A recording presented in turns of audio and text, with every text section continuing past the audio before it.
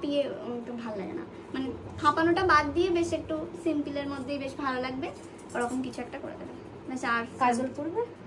এবার আগে মেকআপ করে দেখো আমার চোখে কি ভালো লাগছে। হ্যাঁ কাজল ভালো লাগবে তোমাকে, আজকে যেহেতু বিয়ের দিন তুমি কাজল করতে পারো, সেটা ভালোই লাগবে আমার মতে। আচ্ছা, কারণ রিসেপশনে একটা অপশন থাকে কাজল ছাড়া, কিন্তু কাজলটা বিয়ের দিনে পড়তে পারো, দেখতে আরো বেশি ভালো লাগে বরং মুখটা।